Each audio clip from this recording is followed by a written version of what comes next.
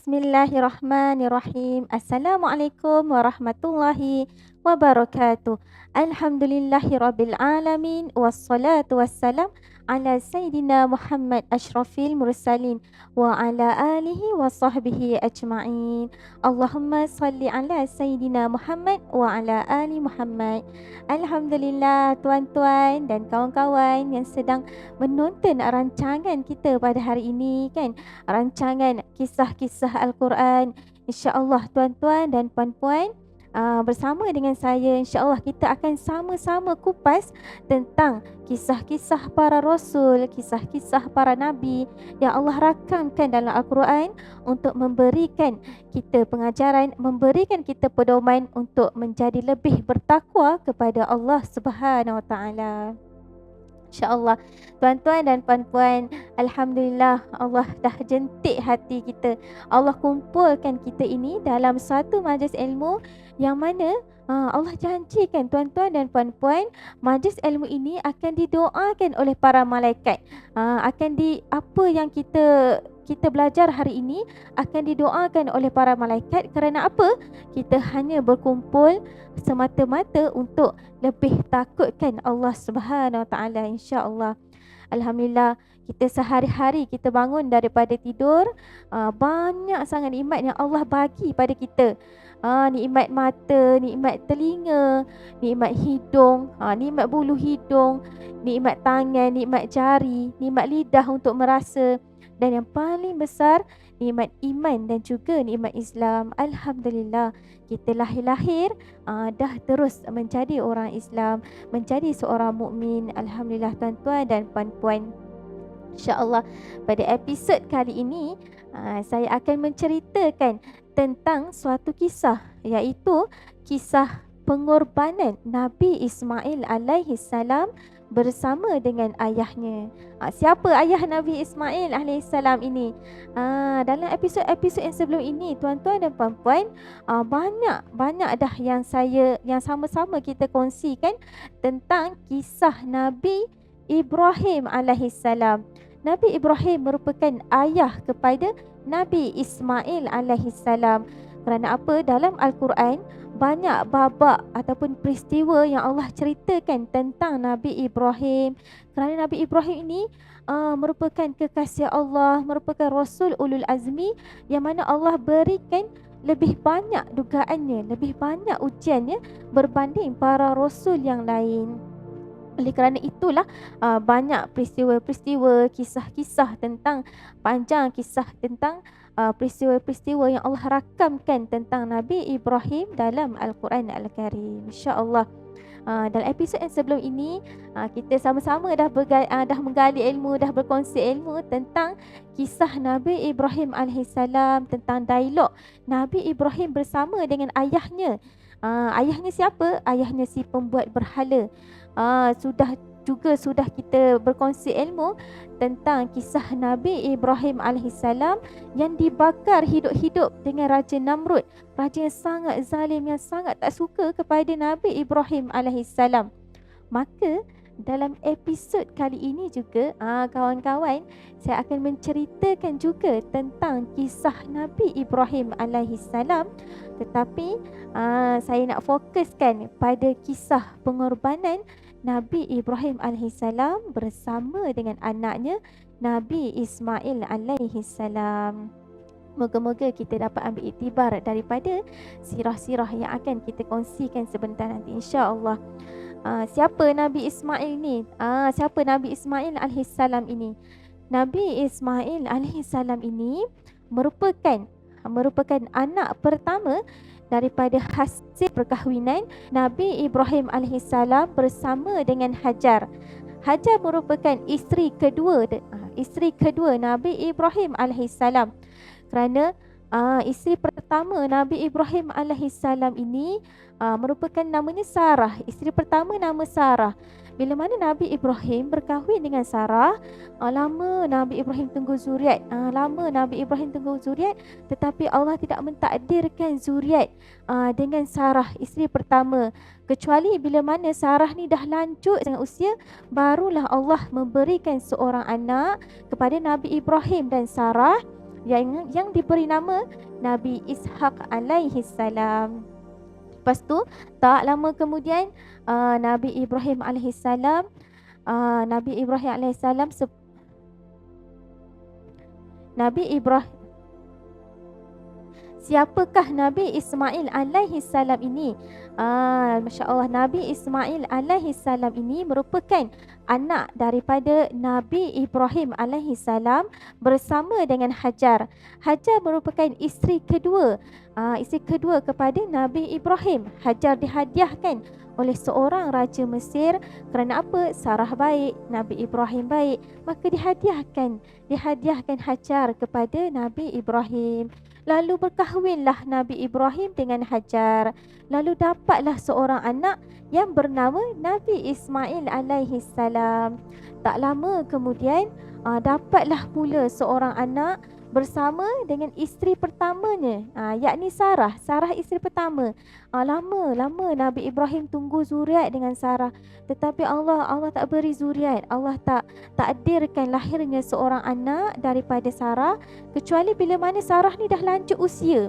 Lalu bila lahirnya Nabi Ismail daripada hasil perkahwinan dengan isteri yang kedua, iaitu Hajar, maka tak lama kemudian lahirlah pula seorang anak daripada isterinya yang pertama bernama Sarah. Bila mana Sarah dah lanjut usia, barulah lahirnya Nabi Ishaq alaihi salam. Ini bermakna Nabi Ishaq alaihi salam merupakan adik kepada Nabi Ismail alaihi salam daripada ibu yang berbeza. Jelas ya di situ? InsyaAllah tuan-tuan dan puan-puan, bila mana Nabi Ismail ni lahir kan tuan-tuan dan puan-puan, Nabi Ibrahim sangat cinta, sangat kasih, sangat sayang kepada Nabi Ismail. Ditatang dengan minyak yang penuh, dibesarkan dengan penuh cinta, penuh suka seorang ayah kepada anaknya. Maka bila mana Nabi Ismail alaihi salam dah meningkat dewasa, menjadi seorang yang bertakwa, menjadi seorang yang sangat mencintai Allah dan juga Rasulnya, maka pada suatu hari, kat sinilah ceritanya bermula. Pada suatu hari Nabi Ibrahim, si ayah Nabi Ibrahim alaihissalam bermimpi 2-3 kali bermimpi. Dalam mimpi tersebut Nabi Ibrahim melihat dirinya menyembelih anaknya. Dia tak mimpi ke orang lain, dia mimpi diri dia. Dalam mimpi tu Nabi Ibrahim mimpi dirinya menyembelih Nabi Ismail alaihissalam. Maka Nabi Ibrahim ini tertanya, adakah ini wahyu atau sebagainya. Dan bila mana kali kedua bermimpi yang sama, maka Nabi Ibrahim tetap teguh. Nabi Ibrahim berpegang bahawa mimpi para nabi ini, mimpi para rasul ini merupakan wahyu daripada Allah Subhanahu Wa Taala. Mimpi para nabi, para rasul ini merupakan arahan daripada Allah Subhanahu Wa Taala. Maka bergegaslah Nabi Ibrahim alaihissalam bersiap-siap melakukan penyembelihan terhadap anak yang paling dikasihinya, Nabi Ismail alaihissalam.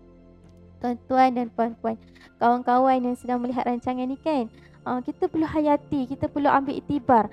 Bila mana daripada kisah pengorbanan inilah, disebabkan kisah pengorbanan inilah kita menyambut Hari Raya Aidil Adha yang jatuhnya pada tanggal 10 Zulhijjah. Kita menyambutnya. Bila mana kita nak menyambut Aidil Adha, maka kita perlulah terapkan dalam hati kita, inilah kisah. Kita perlu ingat balik, inilah pengorbanan Nabi Ismail, inilah pengorbanan Nabi Ibrahim alaihissalam. Kan? Kenapa Allah beri ujian macam ni? Kenapa Allah beri ujian macam ni kepada Nabi Ibrahim? Kerana Nabi Ibrahim alaihissalam ini merupakan kekasih Allah, merupakan orang yang paling dekat dengan Allah. Allah sayang pada Nabi Ibrahim. Maka diujinya Nabi Ibrahim alaihissalam. Adakah Nabi Ibrahim alaihissalam ini bila diberi ujian nak pilih Allah, mahu pun pilih seisi dunia? Nak pilih Allah, nak ikut arahan Allah, ataupun mahukan anak bininya, mahukan dunia ini? Maka tanpa bergegas, tanpa memikirkan, maka terus Nabi Ibrahim alaihissalam sami'na wa ata'na. kami dengar, kami taat dan kami patuh. Kami dengar dan kami taat patuh. Maka Nabi Ibrahim bergegas memilih kehendak Allah, iaitu menyembelih anaknya sendiri, iaitu Nabi Ismail alaihi salam. Tuan-tuan dan puan-puan, bila mana Nabi Ibrahim alaihissalam ini kan, dia menceritakan bahawa dia bermimpi menyembelih anaknya.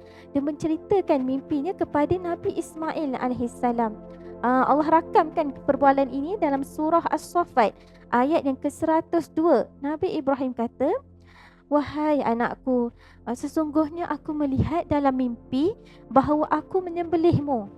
Maka dengan penuh takwa, dengan penuh cinta kepada Allah dan Rasulnya, Nabi Ismail alaihissalam menjawab, "Wahai bapakku, wahai ayahku, kerjakanlah apa yang diperintahkan kepadamu. InsyaAllah kamu mendapati diriku termasuk dalam golongan orang-orang yang bersabar." Macam tu kan, betapa takwanya Nabi Ismail ni. Dia tak kata sesungguhnya kamu akan mendapati diriku orang yang bersabar, tetapi Nabi Ismail kata insya-Allah, dengan izin Allah. Dengan izin Allah, jika Allah menghendaki, jika itulah yang Allah nak, maka aku akan turun. Maka kamu akan mendapati diriku dalam golongan orang-orang yang bersabar atas ujian yang akan diberikan. Betapa takwanya Nabi Ibrahim dan juga Nabi Ismail alaihi salam. Betapa takwanya dua orang beranak ini kan, masya-Allah.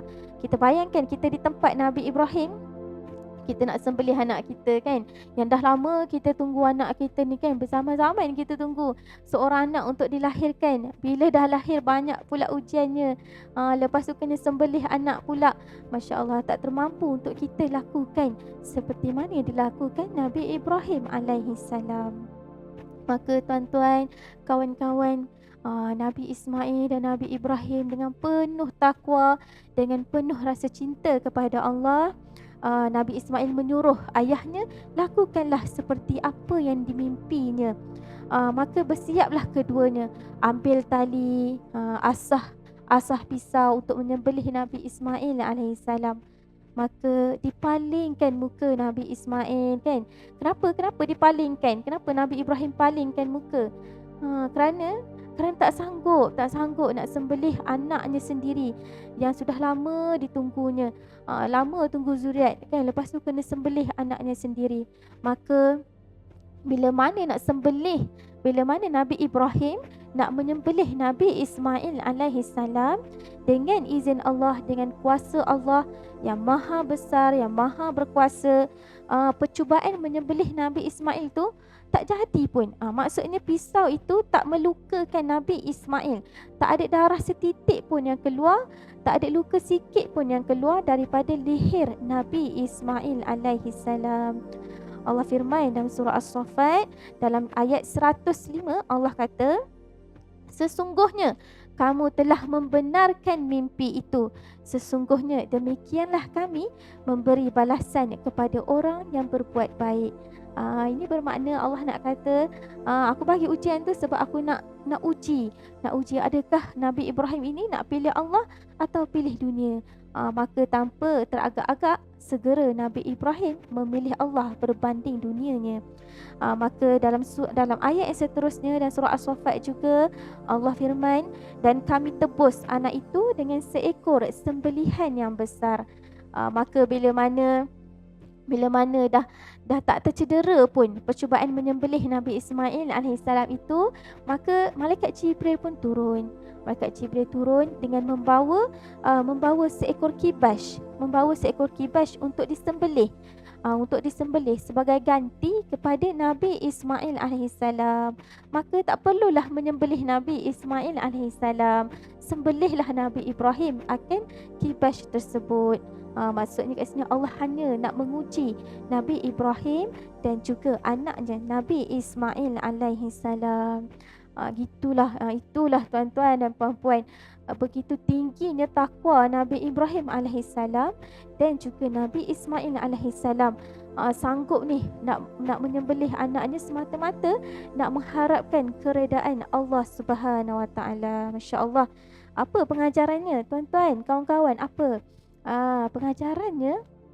Pengajaran yang di sini, bila mana ada arahan Allah Subhanahu Wa Taala, maka kita ikutlah. Kita sebagai hamba, kita ikutlah sami'na wa ata'na tanpa perlu banyak macam tu kan. Kita ikutlah perintah Allah Subhanahu Wa Taala yang telah menciptakan kita. Bila mana Allah suruh solat, kita solat. Bila mana Allah suruh puasa, membayar zakat, kita lakukan seperti apa yang diperintahkan Allah Subhanahu Wa Taala. Lakukan sahaja dulu, kemudian ikhlas nanti akan datang menyusul. Lakukan dulu, insya-Allah. Bila kita sentiasa solat, sentiasa berbuat zakat, maka ikhlas itu akan datang menyusul. InsyaAllah, moga-moga daripada kisah Nabi Ismail ini, kisah Nabi Ibrahim AS ini menjadikan kita seorang hamba yang lebih bertakwa, yang lebih sabar, yang lebih mementingkan, yang lebih hidup di atas dunia ini. Dunia ini hanyalah persinggahan. Kejar akhirat, insya-Allah dunia juga akan mengejar kita. InsyaAllah sekian sahaja bersama dengan saya, insya-Allah dalam lain kali, episod lain kali. Assalamualaikum warahmatullahi wabarakatuh.